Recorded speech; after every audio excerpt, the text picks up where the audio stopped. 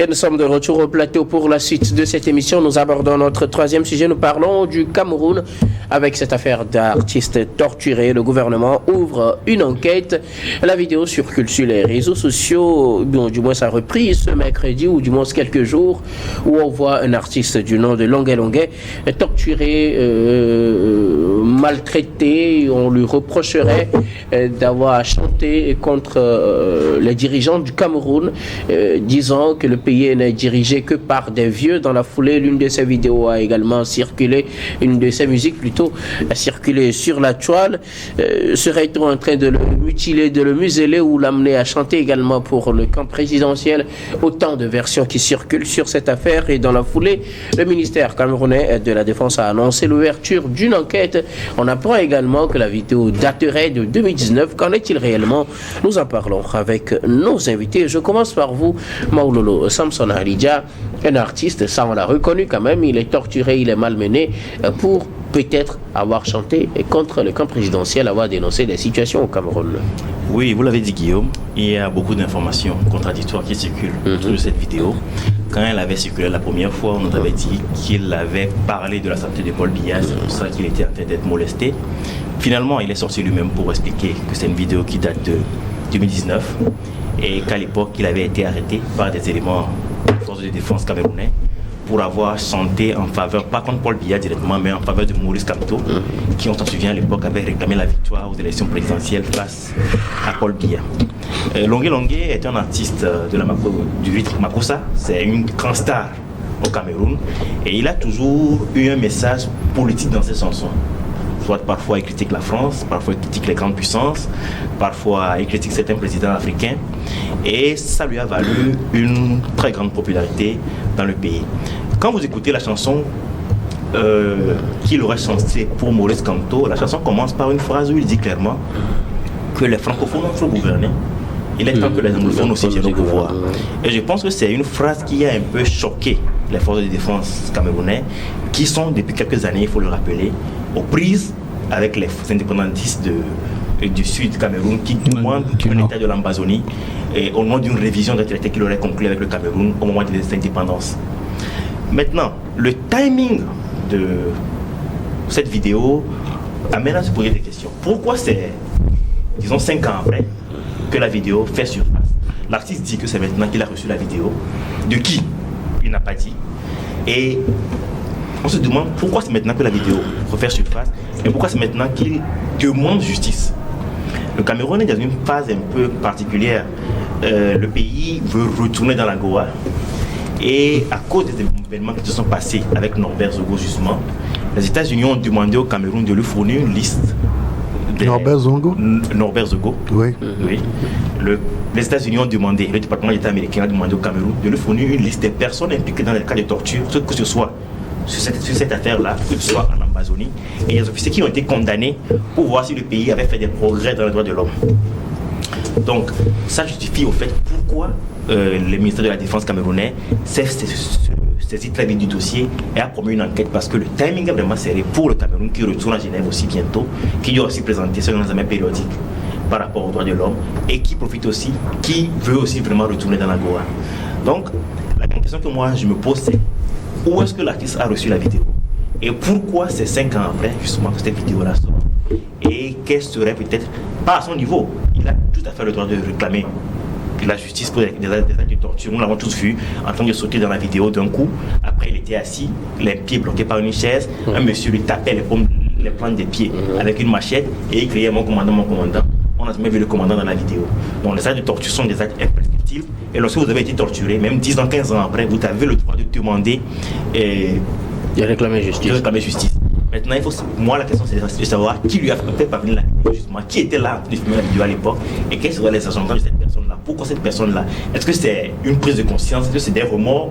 Ou est-ce qu'il y a des intérêts autres que ça? Parce qu'il faut quand même le dire aussi que le Cameroun, actuellement, traverse une période de flou politique. La santé de Paul Biya fait l'objet de beaucoup de spéculations et on attend par ici que son fils Franck Biya serait en train de se préparer pour le remplacer. Les esprits sont un peu échauffés et on pourrait se poser des questions par rapport au timing au fait. Merci beaucoup à vous, Samson. Eric Johnson, une vidéo ou des vidéos qui ont circulé sur ces actes de torture, aussi sur la musique de cet artiste Longuet Longuet. La vidéo daterait de 2019, mais elle est présentée comme si c'était une nouvelle vidéo. Mais ce qui est sûr, que ce soit de 2019 ou de 2024, les faits sont choquants et chacun de son côté a condamné ces faits, même dans la classe politique au Cameroun l'on a condamné. Ils ont demandé que la lumière soit faite. Le ministère de la Défense a annoncé l'ouverture d'une enquête pour situer les responsabilités. Oui, c'est ce qui devait faire. Je voudrais rectifier tout à l'heure, tu parlais de Norbert Zongo. Norbert Zongo, il est burkinabé. Et Martinez Zongo, voilà, il est camerounais. Donc, je voudrais juste apporter cette clarification. Mais je disais donc, c'est ce qui devait se faire. Quelle que soit la période ou le moment où ces faits ont été posés, une fois que c'est la torture, alors il faut forcément qu'on enquête de là-dessus, qu'on situe les responsabilités et que les commanditaires soient véritablement punis selon la loi. Mais il y a quand même une question à se poser. Pourquoi maintenant? Pourquoi maintenant et l'artiste Longuet lui-même, il n'a pas voulu se prononcer sur la situation. Il s'est dit qu'il n'avait pas à se prononcer et les journalistes l'ont approché, on a tout fait, mais il ne voulait pas se prononcer. Est-ce le signe d'une peur qui plane toujours? Bien sûr, c'est là où même je voudrais en venir. C'est-à-dire que quand quelqu'un a été torturé et que une vidéo sorte et qu'on lui pose des questions, la moindre des choses, c'est de dire ce qui s'est passé. Même si il y a une enquête qui est en cours, il faudrait situer l'opinion par rapport à ça.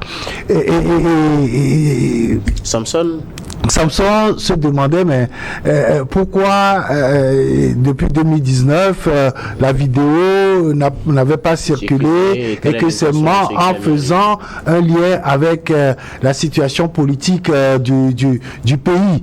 Mais je crois qu'il faut aller même au-delà parce que vous savez avec l'état de santé même de Paul Biya, les camps sont en train de se réchauffer un peu et donc il y a des têtes qu'on veut faire tomber et justement quand on nous situe par rapport aux éléments des forces de sécurité qui auraient torturé cet artiste-là, c'est qu'il y a forcément quelqu'un qui a visé plus haut.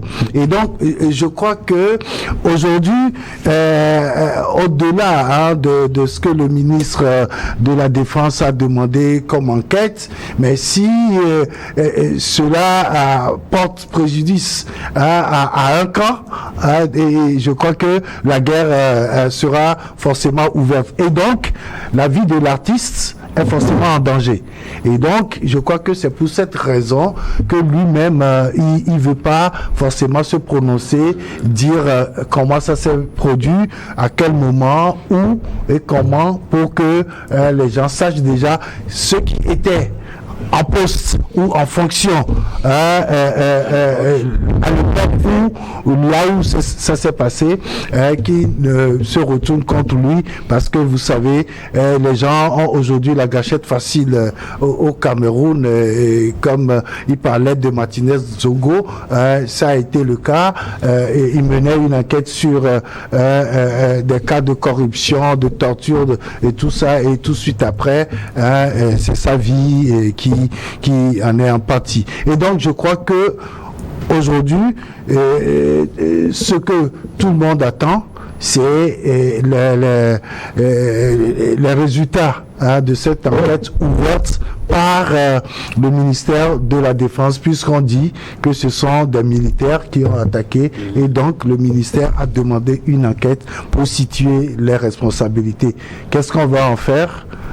Le temps nous le dira. En tout cas, on attend de voir les conclusions de cette enquête. Dominique Lacmore, un artiste torturé, la vidéo fait le tour des réseaux. Le Cameroun ouvre une enquête pour situer les responsabilités. Oui, mais moi je pense que l'artiste il a raison de se taire, puisque c'est un non-événement pour lui en fait, parce que quand on parle d'une vidéo qui date... Est-ce un non-événement ou plutôt parce qu'il a peur d'en parler? Non, mais dans tous les cas, il n'a pas intérêt. Quand son intérêt n'est pas placé, il ne voit pas son intérêt placé au centre de tout ce qu'on est en train d'orchestrer. Les gens demandent qu'on lui rende justice. Mais il le sait, c'est parce que la vidéo est sortie. Pourquoi c'est après 5 ans que la vidéo la sorte? Il sait lui-même ce qu'il a vécu. Effectivement, c'est de garder silence si moi j'étais à sa place.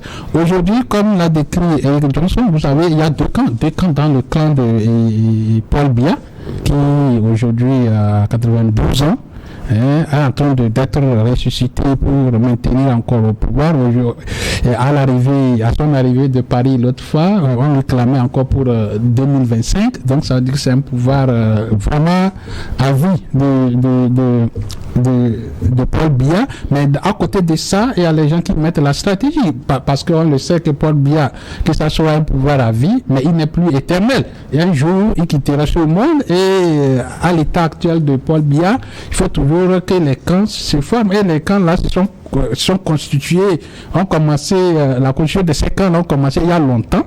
Vous savez qu'il y a un camp du côté fils, et il y a un autre camp de la femme qui dirige également. Donc des nominations sont à deux volets. Aujourd'hui, même quand on dit que Paul Biya est président, ce n'est pas un président qui contrôle quelque chose. Paul Biya, même derrière sa chambre, ne sait pas ce qui se passe, même dans sa maison, il n'a pas le contrôle de toute sa maison. Ce n'est pas ça serait tout le Cameroun que Paul Biya peut contrôler à 92 ans. Donc ce sont des hommes là qui sont autour de lui, qui commandent le Cameroun aujourd'hui, qui se voit comment faire pour écarter l'autre. Vous savez, donc c'est la stratégie. Si on peut utiliser la vidéo de l'artiste pour faire tomber la tête de quelqu'un, ça ferait un adversaire de moins. Pendant ce moment où Paul Biya serait éteint et lui serait dans le cachot, mais déjà ça fait un adversaire de moins. Donc c'est la lutte contre deux clans qui s'illustre à partir de cette vidéo. Parce qu'on se sert en fait juste de l'artiste. Oui, parce que se sert de lui pour se oui, c'est pourquoi je dis c'est vraiment quelqu'un d'intelligent. Et il ne veut pas réagir, parce qu'il ne veut pas être au centre de quelque chose qui ne l'arrange pas. Les gens ne vont pas l'utiliser, utiliser son image. Lui, il a déjà subi les tortures, il n'a plus besoin de quelque chose, il a même oublié un truc. Aujourd'hui, on veut l'utiliser pour faire tomber des camps, et lui ne veut pas s'aligner dans ça. Mais quitte à quoi, est-ce qu'il allait se plaindre à la sortie? Si vous pensez que depuis 2019, si l'artiste qui a subi cette torture-là s'est présenté devant une juridiction, il aurait gain de cause? Depuis 5 ans, vous pensez que si à ce moment-là, il allait devenir une juridiction, il allait obtenir quelque chose? Oui, mais c'est ce que dit Samson, c'est des crimes imprescriptibles, même après 20 ans. Non, mais je disais en 2019, là, s'il allait devenir une juridiction, je pensais que même il n'aurait même pas ce courage. La vidéo n'était même pas sortie pour que les gens se mobilisent. Si lui-même se présentait encore, parce qu'il a subi des tortures, ça devait être un non-événement. Aujourd'hui, on va en faire d'événements, c'est que il y a quelque chose qui est caché derrière, et on veut le mettre comme un bouc émissaire. Voilà.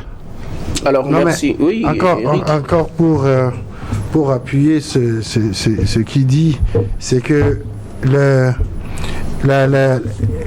en pleine torture, qui est autorisé à prendre ces images. Si c'est pas à l'intérieur même de ce qui est tortionnaire. Et donc je crois que justement il y a forcément quelqu'un qui veut la tête de quelqu'un et qui a sorti cette vidéo. Et je ne sais pas si ce sont les agents, ceux qui se sont permis de prendre ces images-là, qui ont pu sortir ça ça aujourd'hui. En fait, c'est pour montrer quoi? Si on demande à un artiste de chanter pour un président, d'ailleurs, la vedette même, je veux parler de l'artiste, il est un peu controversé parce que lui, il chante pour des ministres du camp de Paul Biya et il chante contre Paul Biya.